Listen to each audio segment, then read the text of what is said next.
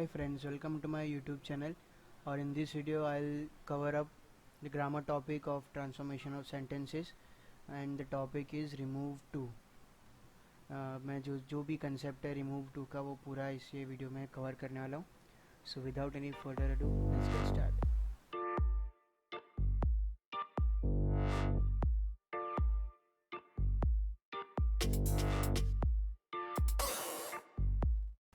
First of all हम देख लेते हैं कि जो रिमूव टू है उसका फॉर्मेट है क्या.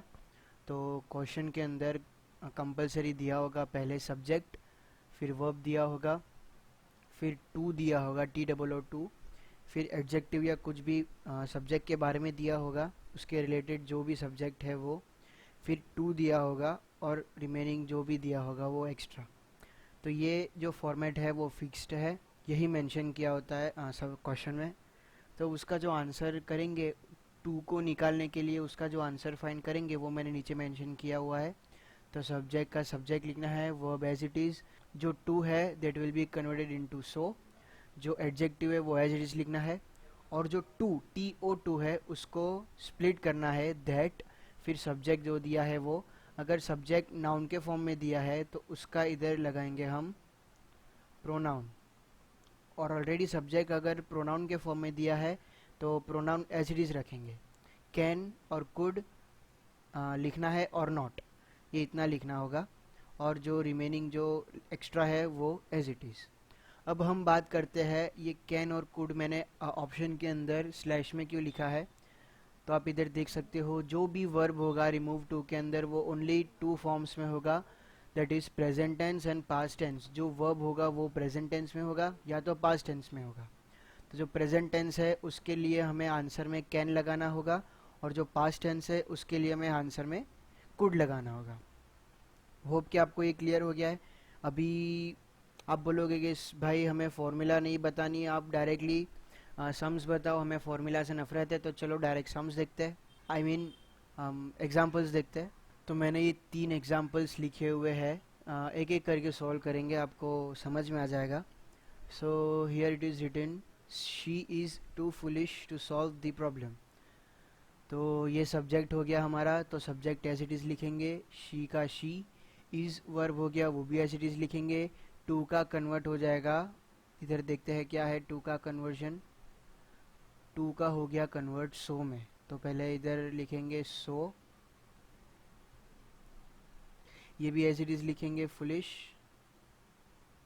फुलिश. अब टू का क्या कन्वर्ट होगा, तो पहले हमें डिटरमाइन करना है, पहले हमें पहचानना है कि जो वर्ब है वो कौन से टेंस में है.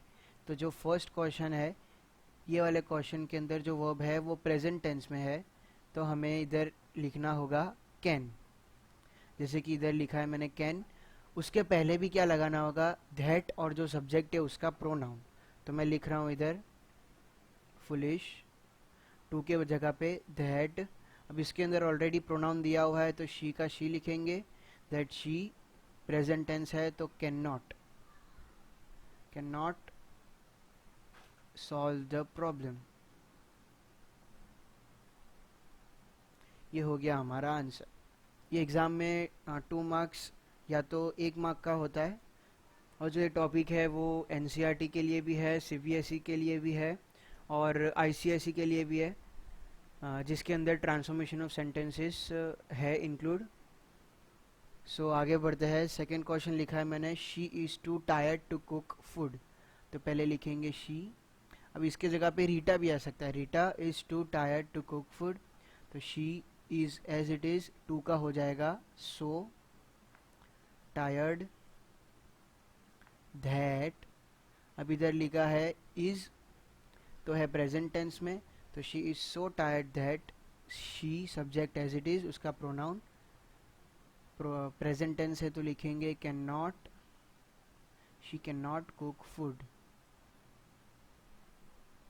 This will be our answer. तो आपके 1 मार्क पक्के.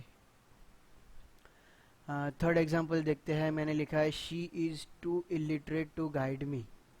तो इधर लिखेंगे she as it is as it is, present tense, too का हो जाएगा सो, इलिटरेट का illiterate, that. She can not guide me, simple as that. अब थोड़े टिपिकल क्वेश्चंस देखते हैं। अब इधर मैंने लिखा है you were too ignorant to your studies, तो इसके अंदर लिखना है यू, तो पहले लिखेंगे यू वेर। अब ये कौन से टेंस में आ गया? Yes, past tense, you are right. Too का हो जाएगा सो, इग्नोरेंट दैट। अब इसके अंदर ऑलरेडी ये प्रोनाउन में ही है सब्जेक्ट, तो लिखेंगे यू कुड नॉट। क्यों कुड लिखा हमने? क्योंकि इधर पास्ट टेंस था, इसीलिए कुड नॉट। अब इसके अंदर एक वर्ड लगाना होगा, डू योर स्टडीज। इसको नीचे ले लेता हूँ, तो ये अपना रहेगा फाइनेंस। अगर डू नहीं लगाते तो ये सेंटेंस की सेंस नहीं बनेगी। You were so ignorant that you could not your home studies, ऐसे सेंस नहीं बन रहा है, तो हमें एक ऐसा वर्ड लगाना है जो सेंस बनाए सेंटेंस को। तो इधर इसीलिए हम इधर डू लगाते हैं एक्स्ट्रा। उसके रिलेटेड ये नीचे वाला क्वेश्चन है, तो वो है the moon is too high for me to touch it. अब इसके लिए दो क्वेश्चंस अराइज होते हैं। इसके अलावा ये भी आ सकता है the moon is too high to touch it, ऐसा भी हो सकता है। तो इधर मैं फर्स्ट सिनेरियो ये वाला जो है क्वेश्चन में उसके रिलेटेड आंसर लिख रहा हूँ। तो the moon is so high that I can not, मैं एक्सप्लेन कर रहा हूँ, can not touch it. Okay, तो ये आंसर है। तो अब इसका एक्सप्लेनेशन देखते हैं। तो the moon is too high for me to touch it. अब इसका ट्रांसलेशन करेंगे अगर हम हिंदी में, तो इसका ट्रांसलेशन आएगा मून इतना ऊपर है मेरे लिए कि मैं उसे टच नहीं कर सकता, उसे छू नहीं सकता। तो ये उसका ट्रांसलेशन हुआ। तो उसके रिलेटेड अपने आंसर देखना है, तो क्या आएगा? इसके अंदर क्या है कि मैं टच नहीं कर सकता। ऐसा नहीं बोला कि किसी भी व्यक्ति उसे टच नहीं कर सकता, ऐसा नहीं बोला। तो इधर स्पेसिफिकली हमें लगाना होगा आई, कंपलसरी हमें आई लगाना होगा, क्योंकि ये हमारी बात हो रही है कि मैं स्पेसिफिकली उसे टच नहीं कर सकता।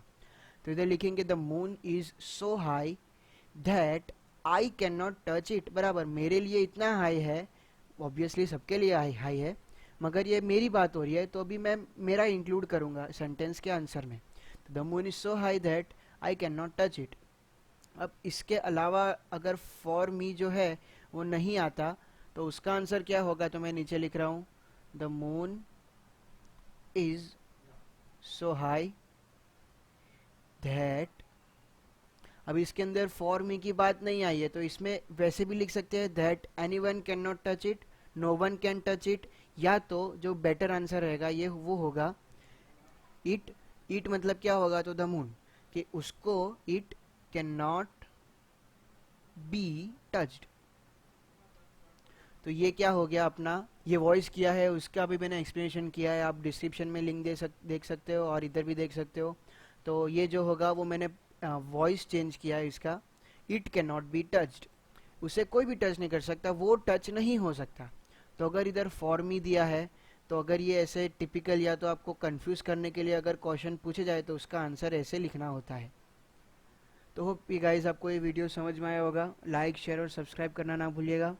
अपने छोटे भाई बहन, आपके रिलेटिव्स, आपके सिबलिंग्स को शेयर करना कि वो भी ये वीडियो देख के बेनिफिट ले सके, उस उनका जो कंसेप्ट है वो क्लियर हो सके। और कमेंट करके मेरे को ज़रूर बताना कि आपको नेक्स्ट कौन सा टॉपिक चाहिए ग्रामर के लिए, और आप मैथ्स के लिए भी आप मेरे को कमेंट कर सकते हो नीचे कमेंट सेक्शन में, वो ट्राई करूँगा मैं वीडियो अपलोड करने के लिए। सो मिलते हैं नेक्स्ट वीडियो में नेक्स्ट टॉपिक के साथ। Thank you guys.